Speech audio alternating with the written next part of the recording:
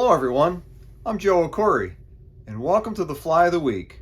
For this episode, episode 20, I'll be tying a traditional Light Cahill dry fly. So let's get started. Okay guys, here we go. The traditional or the classic Light Cahill dry fly. Start by putting your hook in the vise, making sure that your shank of the hook is parallel with your tabletop. And now for the first step for this fly, we're going to attach the wing, but we need to know where that wing is going to go. So I use my thread as my indicator exactly where the wing is going to be placed. So start by wrapping your thread around the shank of the hook and wrap to the center of the shank. Clip off the excess and then wrap back halfway up toward the eye. There's where the wing is going to be set. So now that we have that exact placement, the material that we're going to use for the wing is a wood duck flank feather. You can't beat the real stuff as opposed to the imitation, but imitation will work. So what I'm going to do is remove all this fuzz, this downy fuzz from the feather. Every bit of it, right where the coloration starts to get consistent. And we want that nice lemony color right here. And notice that all these tips are lined up already. I'm going to kind of cheat and just use that whole feather and just draw it up until the ends all meet up and they're even. I'm going to cut off the base. And now we got our wing. Let me just pull on that a little bit. There we go. So now we have our wing material. And now we need to know how to proportion this wing. How long should the wing be? So here's the rule, guys. The length of the shank of the hook plus the eye. So just like that. Pretty close. You know, you could be off a little bit, but that's the rule. That's the rule that I live by. So I'm going to take that amount, put it in that sweet spot that we determined earlier, and then secure it with maybe 6 or 7 wraps. Keep it up on top of the shank of the hook. Now that it's secure, clip off the excess. Clip it off at an angle, just like that. And then cover up that with your thread. Now, we have to pick up the wing and hold it in position like such. And dam up some thread in the front. That'll pick up the wing and hold it in place. Just like that. Give it a little pull. So the wing is proportioned with the hook now. You gotta remove that one wild one. And now we're going to separate it. We're going to separate the wing in equal bunches. I'm going to kind of angle it to the camera a little bit for you. And just even it out. Like, just try to get as close as possible. It's not going to be perfect. But try to get an equal amount on each side of the wing. For each wing bunch. Okay. Now, get your thread behind the wing. So now that I have my equal bunches, or close to it anyhow, I need to keep it separated. So that we use a method called the figure 8 method. We're in the back of the wing, we're going to throw it to the front and diagonally. And now for the other one. Now that we're in the front of the wing with the thread, throw it back to the back. I'm going to repeat this process one more time. 1, 2, the figure 8 method. I have a couple of fibers that aren't cooperating. Get rid of them. Just clean it up. Now, give it a little bit of a pull and secure that figure 8 with a couple of wraps, one in the front and the back, and there you go. There's your nice wings. Now, so our wings are proportioned to the hook. Now we're going to wrap our thread to the back end of the shank of the hook, right where it meets the bend, and we're going to make a tail. So we're going to do the same for the tail. The tail needs to be equal to the shank of the hook, including the eye. So we take a feather from our neck, whose fiber length is quite long, just like you see there when I fold the feather over, or the hackle over. It shows you how long these fibers are. So those fibers are going to be our tail material. So get rid of all this downy fuzz. You don't want that. Okay, now take your hackle, your fibers, and gently draw them down, very gently, until they start straightening out a little bit. and then gradually put more pressure on it. And you'll see that it fans out those fibers so that they become perpendicular to the stem. So now that they're perpendicular to the hackle stem, they line up really nice. Our tail wants to be shooting out in the back, so we're going to naturally grab this side, because you wouldn't want to grab that side and then have to roll it back to the other side, because you'll make a mess out of the tail. So always set yourself up for success by grabbing the material. These are the natural ends. You want the, you want to follow where the natural ends are going. So obviously these are going that way, so grab them. Using the tips of my fingers, I'm going to grab about, a good ½ inch or so worth. Squeeze that really hard and just pull the hackle away. There it is. Now you have all these here. Just gently get them together and squeeze them out. Squeeze them, take them away from your other hand. Okay. Now I have those hackle fibers in my hand. I'm going to measure the same distance from the eye of the hook right to where the thread is. That's the bend. Or the end of the shank meeting the bend. Right at that spot. Secure that tail in. Keep it on top of the shank of the hook. So now I could easily grab these excess and cut them off, but I want to blend it in with the wing material so that we have a nice transition. Just like so. Okay.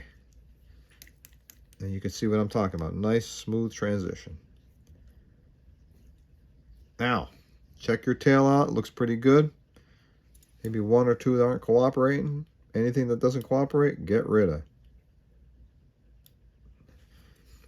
So now we have our wings and our tail that are perfectly proportioned with the size of this hook. Now for the body.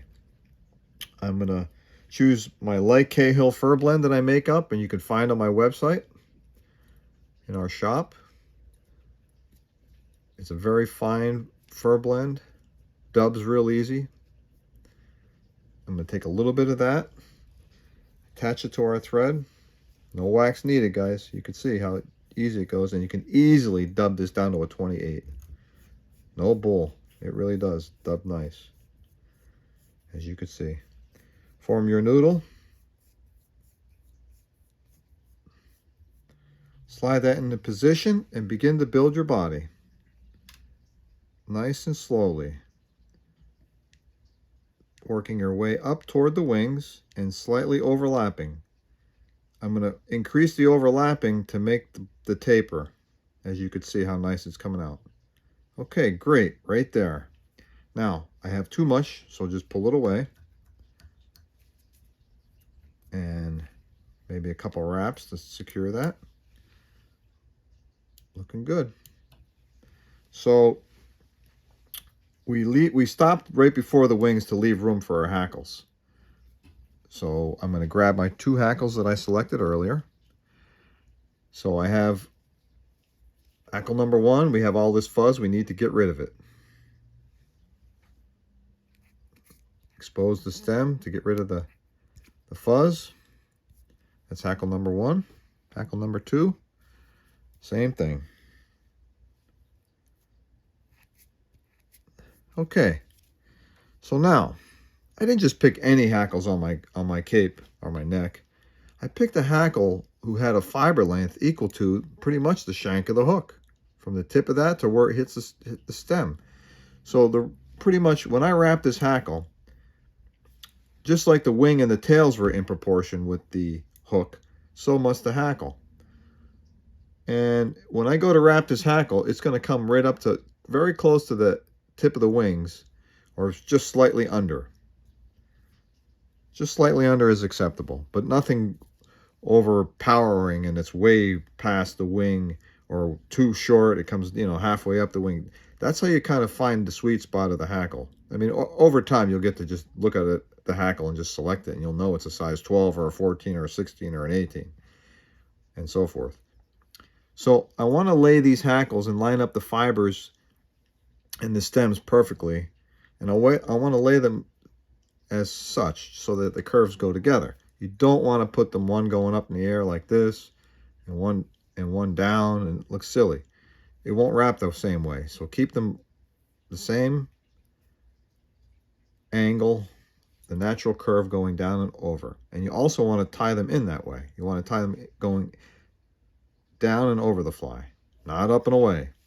So I'm going to attach these hackle fiber or hackles right up against the body.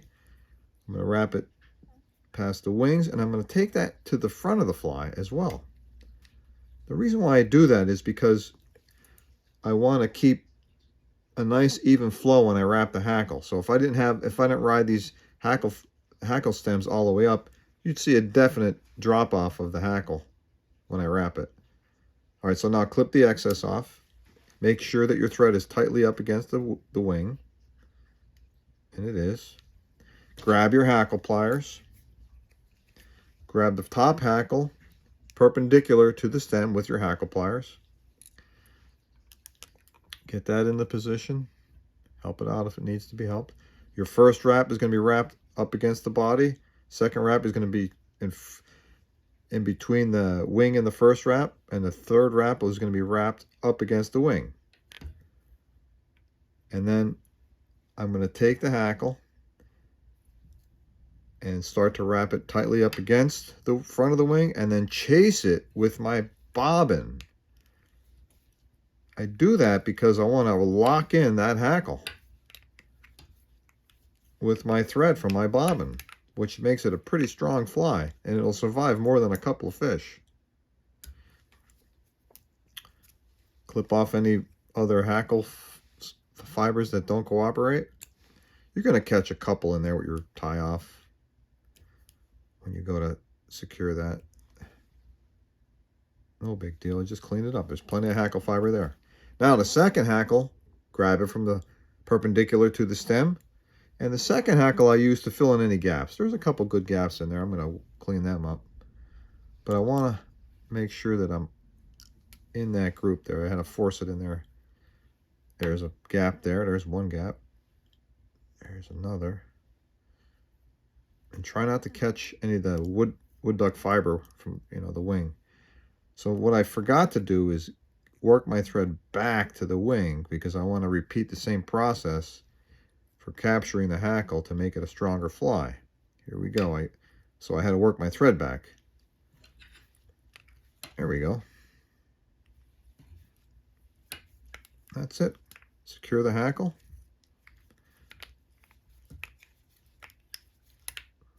Clip off your excess.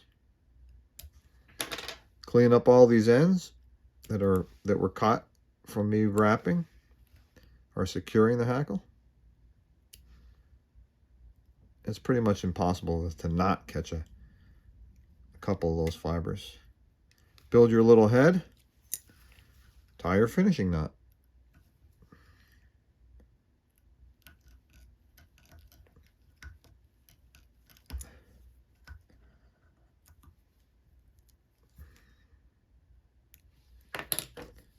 Get a little bit of glue on there.